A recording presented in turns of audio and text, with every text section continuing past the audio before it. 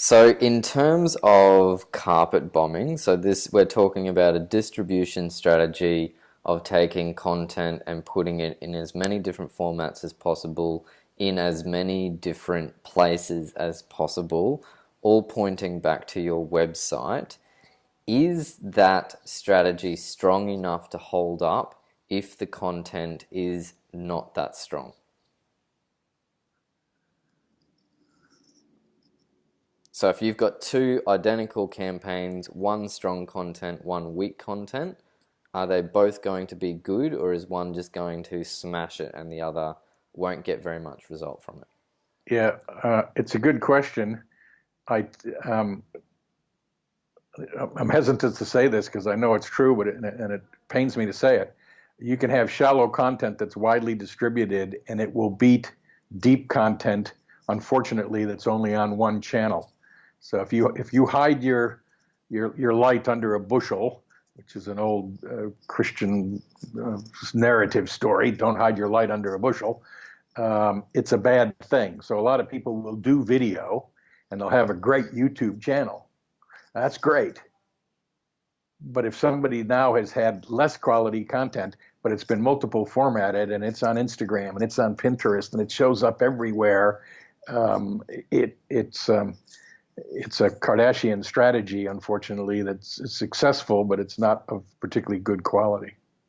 So then the emphasis of what we're actually talking about, so I know there's a lot of people who get stuck on perfection. They need to have the best video or the perfect, which we were discussing just before, where I was exporting videos at the highest possible thing and it was taking me ages and doing my head in. And now I'm not going to be doing that. I'm going to be doing, although I'm trying to make good content, I'm Hmm. going to be focusing more on the distribution instead of exporting at 10, 4K or some massive, Yeah, yeah. some which is awesome. It's great to watch these videos in crystal clear resolution. But what we're talking about is the success in the strategy of 2019 in terms of Google is in your distribution, not the content.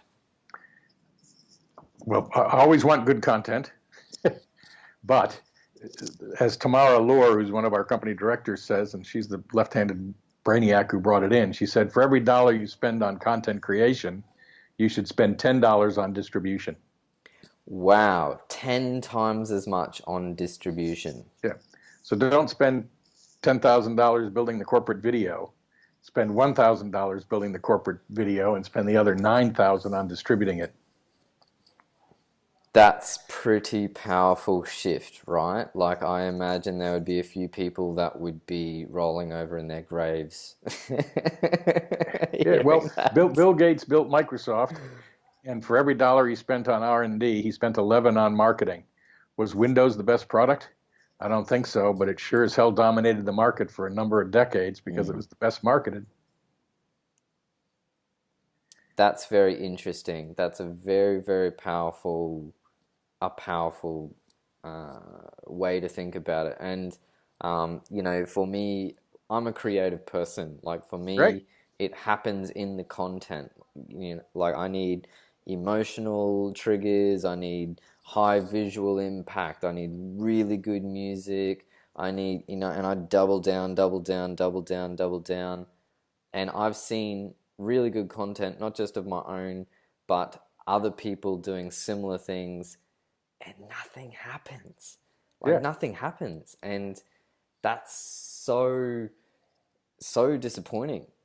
To have that kind of experience, and then flipping it, and just going after the strategy of distributing as much as possible across all of the networks and thinking about the aggregate rather than that one piece of content on one platform not succeeding. Now I can go on multiple platforms and I can, put less effort into coming up with the best content ever and put more effort into actually distributing.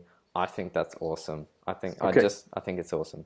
But let me add one extra thing in here so that you don't commit suicide after this conversation and decide you can't I'm maintain loving it. you're Blowing maintain my your mind. standards and your quality. You can maintain your standards and quality, but let's take it back to the beginning of our conversation that it's almost like keywords. So you need to go back and get rid of the mentality of a corporate video where I say my business is 26 years old, I got this amount of stats, strat and awards and all that. No, we need some content that's very narrow and very deep. And I want you to create that content for me or any of your clients. And I want you to create it on a consistent basis. Because one of the big signals of the 200 that Google uses is freshness. So you cannot write the definitive video viral document book that's that big and distribute it in January of 2019 and hope that it's going to run you through the whole year. You need to take each chapter in that book and make a video that's deep and narrow on that topic and spit it out in January, second chapter in February, March, April, May. So rather than long format, you need short and deep and narrow, because Google's going to look at these words that are both auditory, which they can listen to. They're going to read them, and they're going to hear them in the video as well, and they're going to say, what's he talking about? So you've got multiple elements that make a viral video. I'm assuming, I don't know a lot about your business, but I'm Sure. assuming there are multiple elements.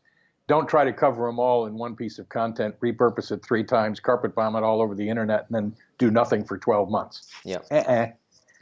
Google wants to see, because people will ask me, how long should a blog post be? 600 words. How often should you put one out? Every 2 to 3 weeks.